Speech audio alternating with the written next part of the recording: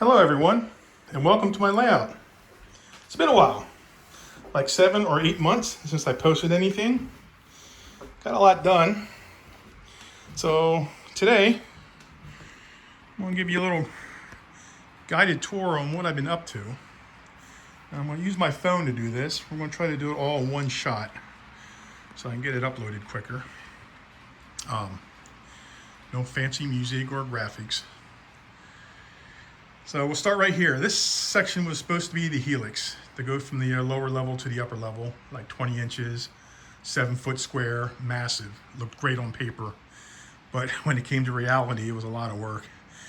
So I decided to not do that and just went with a simple 4-inch rise using the Woodland Scenics foam risers. They work. I wouldn't use them again, but it worked. I got the job done. So as you can see peeking out here, I made use of the space back here. I used some old tracks, some old switches, and stored some hopper cars, about 105 of them back there. So eventually I can make this a coal mine front, maybe buy a Walther's kit bash it, make it a coal mine that stands on the upper level as well, and we'll see. But the backdrop was a huge plus. I mean, it really made it look cool once I get that mountain put in there. And this is the industrial branch, and I made it look like it was part of an original alignment. I used all the Atlas sectional rail in here. I had a bunch of. I just cut off them goofy ties they have on the ends and then slid some ties in there. It's like a nice industrial. Lots of switching. Still got a spot for a building here. It won't have any rail sidings or rail connection to it. I need to find a big building to replace this little garage that I have as a placeholder. The Amtrak train on the upper level is sitting on a siding which splits the main. It's actually reversing loop section. It goes from one main to the next, or to the other. I used the original AR1 in that one. Since it's a single track main line, any crossovers will make it a reverse loop. So that is a reverse loop section. I have 3 of them on the layout. I'll show the other 2. But that usually is my Broadway limited storage track there. And what I have going here is the upper level will represent the Pennsylvania Railroad, former Pennsylvania Railroad, so I can use position signals and Pennsy signal bridges and Pennsy everything. And then the lower level will represent the Reading, so I can use the Reading signals, which I like the Reading signals too in color, and all things Reading. And that's how I justify having the 2 main lines running side by side the whole way around the layout.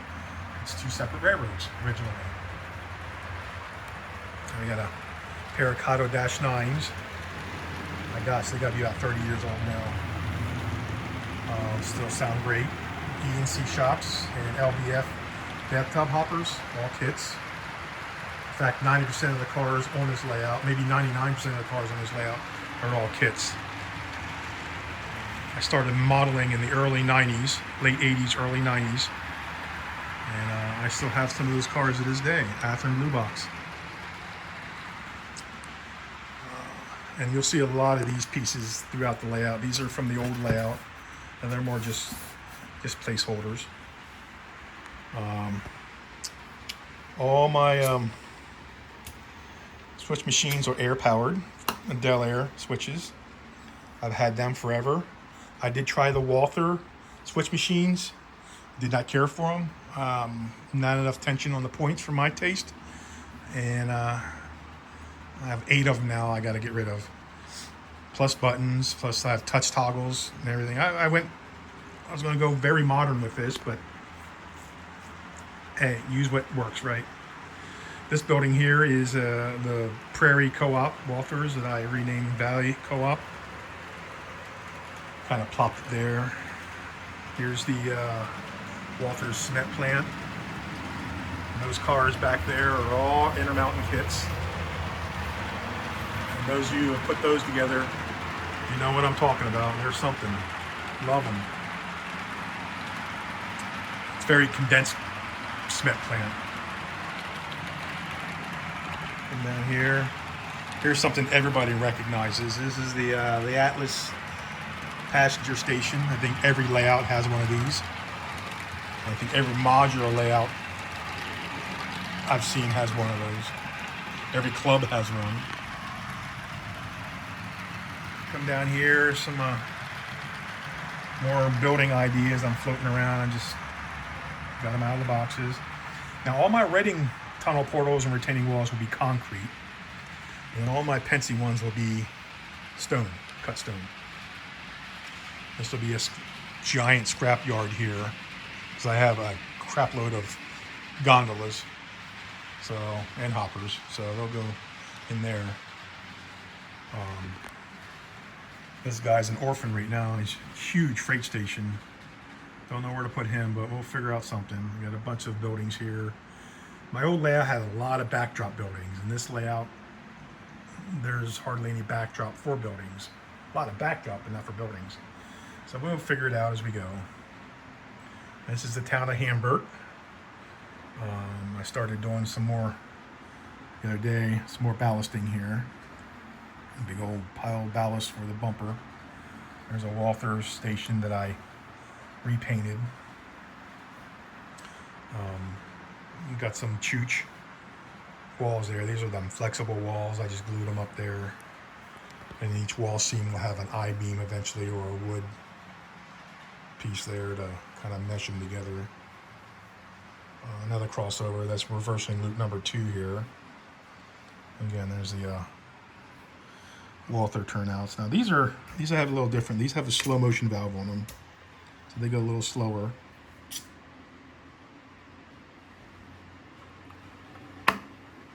So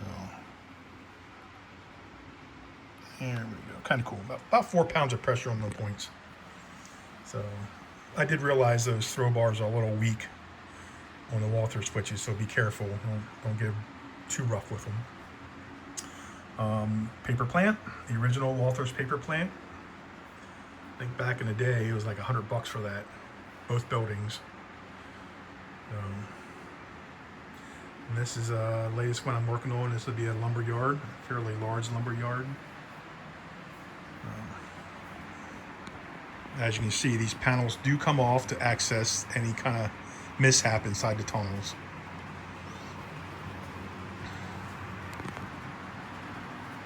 And this is the area that I started doing some scenery. I needed to brush up on my scenery techniques. It's been a long time since I did any kind of scenery. This retaining wall was reused from the old layout.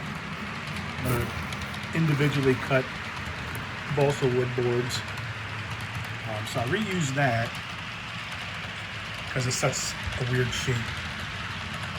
And the sedum trees, I have a bunch of boxes of them yet. Some hairspray, but I need more green. After doing this, there's not enough green, there's not enough color. It's very dull. So that's why I practice here. Need some brighter greens. So the nice thing about it, all those trees, they stick in foam. I can pull them back out, repaint them, re-scenic them, and put them back in. But for now, it's does the job.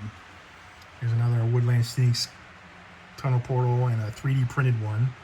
And that's more New York Central than it is, I think, than maybe New Haven than it is Pensy, but it works. I like it. Bought it on eBay. Forget the guy's name.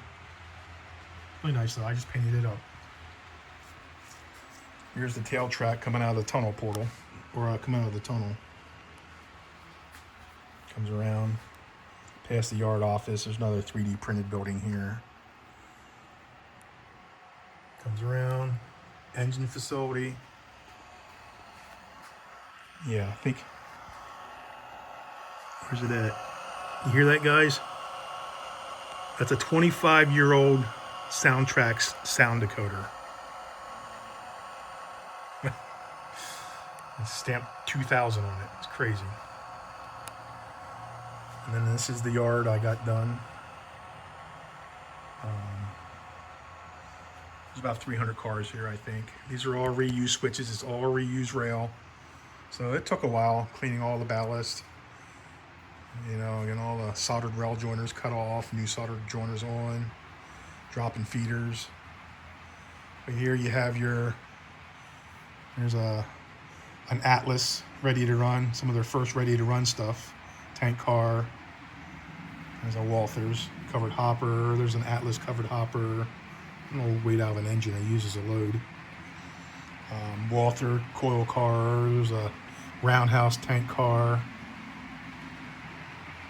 Yep, there's a lot of there's an Atlas or Athens blue box there. Walters kits in here. There's AccuRail kits in here. Some I think that might be scale trains there. Those are exact rail, I think, coil cars. There's some, oh boy. There's a ready to run Walthers center brace. And that's a AccuRail there. So yeah, a lot of kits. There's another original Atlas run. So there's a couple Proto 2000 kits in here. They were fun to put together. This end of the yard is all curved switches, curved turnouts, whatever you're going to call them. It's actually the car shop housing engines right now and cabooses. And what I had to do here is I photocopied the Walther switches and the Pico switches and then cut them out and laid them out and figure out how everything was going to work. And when I was happy with the layout, I started laying track. For the most part, it worked. There's a kind of little goofy track there a little bit, but I don't switch on this end. This is all receiving end. Switching on curved turnouts has never gone well for me. I'm sure some layouts or hand laid stuff, I'm sure it works great, but I switch from the other end. There's more tail track. As you can see, there's really no tail track here. Here's the other end of the car shop. Here's a nice little custom bridge. Yes, it clears double stacks, just barely. But I use Central Valley parts and micro-engineering parts to build this bridge. And some Chooch, Walthers Chooch bridge abutments. So this will all be foam. A lot of foam in here. Embankments, cuts, tunnel portals. A lot of work. This will be the gravel plant right here. Rocky Gravel is what I named it, after my cat Rocky. So here's some Penty retaining walls I got going here. So I got to lay all that out. 3D printed bridges. Coworker printed me some bridges. I glued them together. And laying that out with some nice 3D printed bridge feet here. So there's another section of bridge I didn't need yet. This is the tightest curve. I think it's like 31-inch radius, maybe 32. So she's a little tight. Actually, this is the tight one down here. It's like 32. And then this is the part that I'll get dinged on, is the curved girder bridges. I needed a 22-inch radius curved bridge, and there so happens to be one online for 3D printing. So I had about 4 of them printed, and then I cut them up to make them work. I needed to get in this spot right here, which will be another coal mine, a smaller coal mine, probably weed-infested tracks, abandoned. I can store some old cars in there. Dug out my old woodland scenes. Well, they've been buried for about 15 years. Rock molds. A lot of this I cut with a hot wire cutter. Again, it's temporary until I get all the hydrocowl in there. Here's my latest purchase. It came in a McKean box, but it was all mostly AccuRail. It just screamed AccuRail, but the box said McKean. The box also said it had UP reporting marks, but actually it was MP. So $8. So I bought it. There's our Proto 2000 kit there. So, and this area here will all be tunnels and mountains, and I have no idea what I'm doing yet. I got a bridge to cut in here too somewhere. This is the straightaway by the workbench. I have cardboard arches cut in. This will be stone arches at viaduct. We'll have some street crossings here, roads and grade crossings. Again, I'm still working on a plan.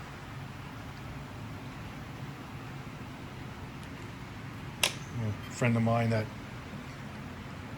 carved these, he burned them on his wood burner. So I replaced all my Digitrax panels with those.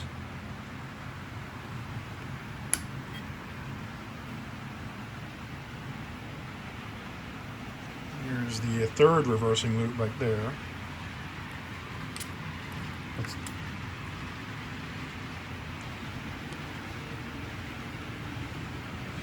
And here we're at the end of the town of Hee Haw. And it's an inside joke at work, but looks more like a meth lab, doesn't it? Yeah, that's an idea. I call this Big Curve and Big Mountain. You can see all this on the other videos being built. So, yeah, that's the layout. Any questions? Drop a comment, and I'll try to answer it as best as possible.